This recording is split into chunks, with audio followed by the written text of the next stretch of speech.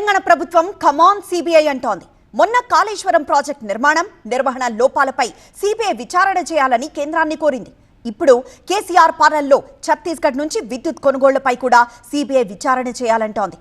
Bhadradri, Yadadri power ప్లాంట్ల నిర్మాణంలో అవినీతి, అక్రమాలపై జస్టిస్ లోకూర్ కమిషన్ నివేదికను కేంద్ర దర్యాప్తు సంస్థకివ్వాలని తెలంగాణ కేబినెట్ నిర్ణయం తీసుకుంది.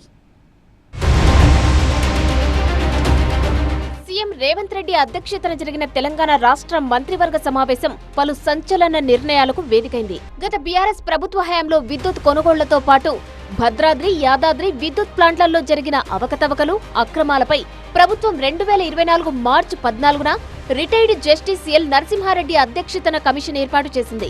సుప్రీంకోర్టు ఉత్తర్వుల మేరకు 2024 జూలైలో ఆయన విచారణ నుంచి తప్పుకోవడంతో జస్టిస్ మదన్ బి లోకూర్ను కమిషన్ చైర్మన్ గా నియమించారు.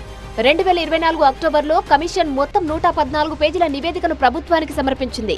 నివేదికను పరిశీలించిన అడ్వకేట్ జనరల్ తన సూచనలు, అభిప్రాయాలను తెలియజేశారు. వాటన్నిటినీ కేబినెట్ చర్చించింది. ప్రధానంగా అంతర్రాష్ట్ర అంశాలు, కేంద్ర ప్రభుత్వ రంగ సంస్థలు కేసులు ఉన్నాయి. అందుకే నిష్పాక్షిక దర్యాప్తు జరిపేందుకు సిబిఐ విచారణకు అప్పగించాలని తెలంగాణ కేబినెట్ నిర్ణయం తీసుకుంది.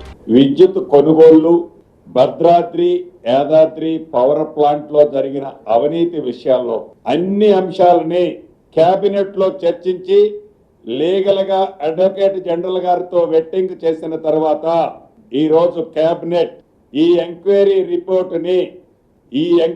రిపోర్టుని కేంద్ర ప్రభుత్వ సంస్థమైన సిబిఐకి హ్యాండ్ ఓవర్ చేయాలని నిర్ణయం తీసుకోవటం జరిగింది.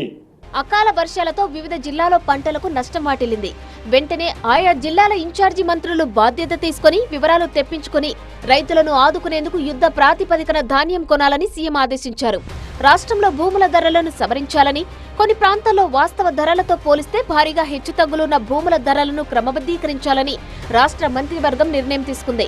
హిల్ట్ పాలసీలో దరఖాస్తు చేసుకునే వారికి కూడా ఒక అవకాశం ఇవ్వాలని మంత్రివర్గం నిర్ణయం తీసుకుంది.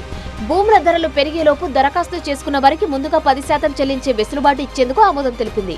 నల్గొండ, రంగారెడ్డి పాల ఉత్పత్తిదారుల సంఘాన్ని నేషనల్ డైరీ డెవలప్మెంట్ బోర్డుకు అప్పగించే ఎంఓయూకు రాష్ట్ర ప్రభుత్వం ఆమోదం తెలిపింది.